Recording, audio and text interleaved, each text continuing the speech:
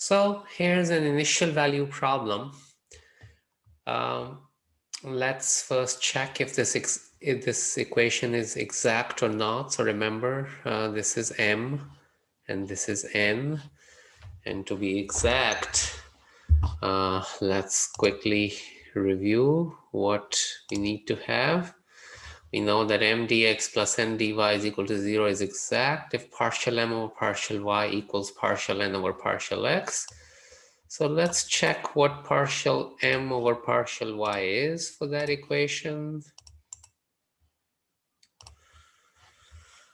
Partial m over partial y, so take the derivative of this term with respect to y. So 1 over x is a constant when you are doing with respect to y, so that derivative is 0.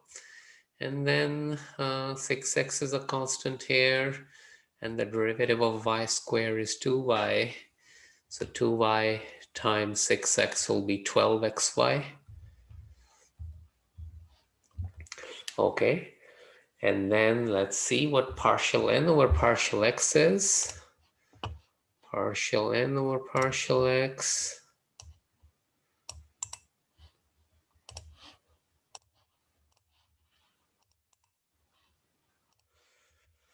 Take the derivative of this factor with respect to x.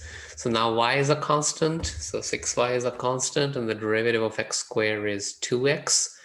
So 6y times 2x will be 12xy.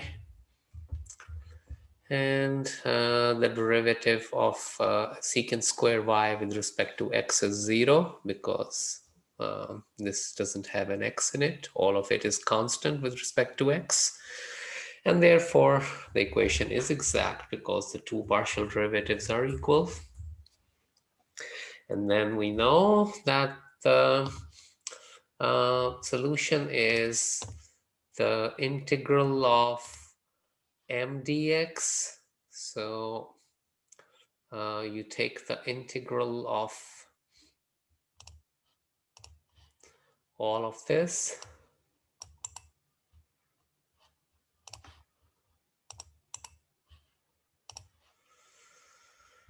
And you only take those terms of n which are independent of x. So this term is not independent of x, it has an x, so only this one is independent of x. So we'll have the integral of only this part, like it's secant squared y.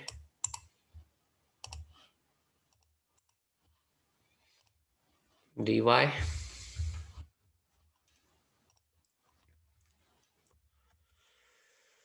And that is equal to c. That's the solution. You can write solution is this. And now we do the integration. The integral of 1 over x is ln x.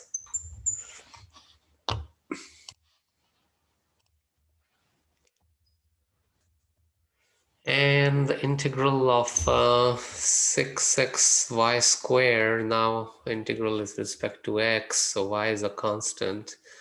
So 6y squared is a constant, and the integral of x is x squared by 2.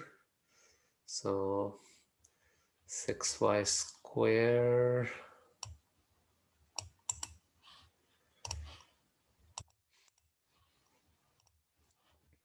is a constant, and the integral of x is x squared by 2.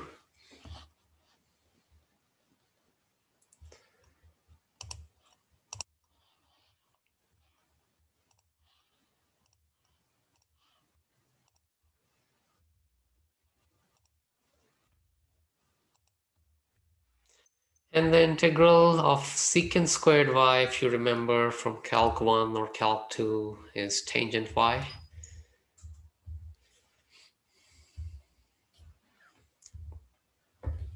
Okay, so now this one can be simplified into 3x squared y squared. Okay, let's leave it like this for now.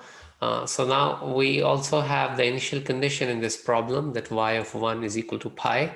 So it means x is 1 and y is pi. So substitute 1 for x.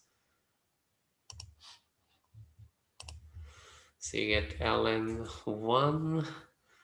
Y is pi. So now this is when x is 1, this is 1 over 2, and this is 6, so that'd be 3. So 3y squared, but y is pi, so 3 pi squared.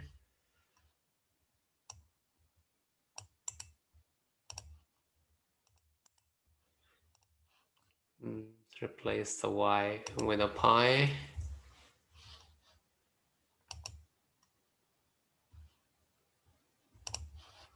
Okay, and this would be tangent pi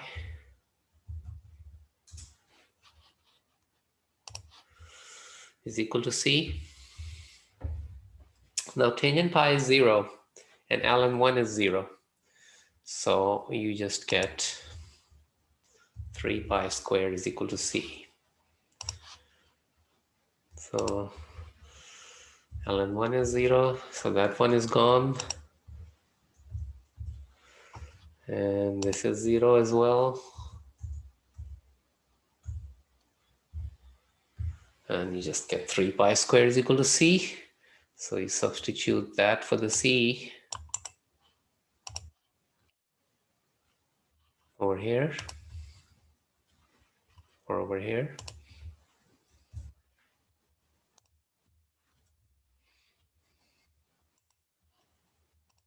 And that's the solution. Ln x plus 3x squared y squared minus tangent y equals 3 pi squared.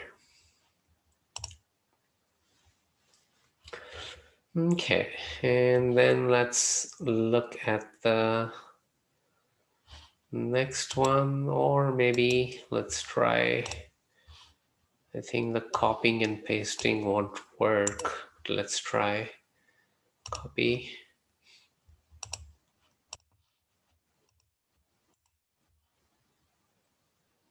Now, so let's look at it. What was it? Ln x plus 3x squared y squared minus tan y. Ln x plus 3x squared y squared minus tan y equals 3 pi squared.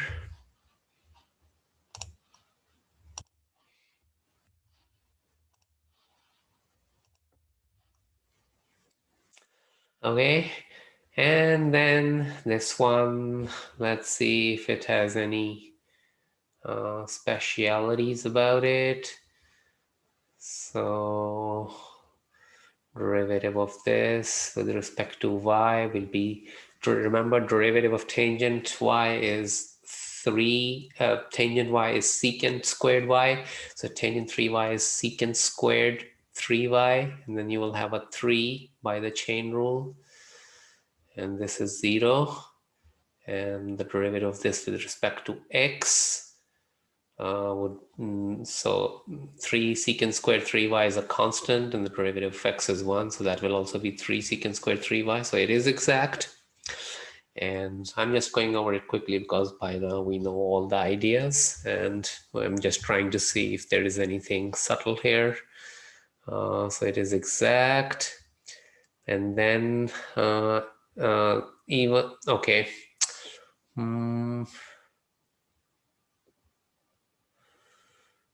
So yeah, when you integrate this, you may be thinking, oh my God, I don't remember the integral of tangent, but you don't have to. Remember, this is being integrated with respect to x. So when you integrate the tangent 3y, that's just a constant. The integral of tangent 3y is just x times tangent 3y. And then the integral of negative 8 is negative 8x. And here you only have to integrate those terms which are independent of x, so you can forget about this term because that has an x in it, and you only integrate this one. So you get plus ln y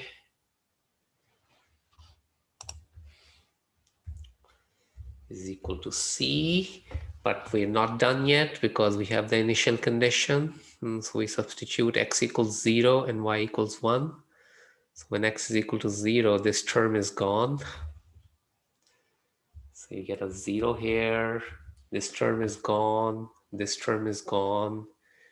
And so this is 0. This is 0. And ln of 1 is also 0. Remember, y is 1. So all the left-hand side is 0. So c is equal to 0. So actually, I can just write a 0 here. And that finishes section 2.4.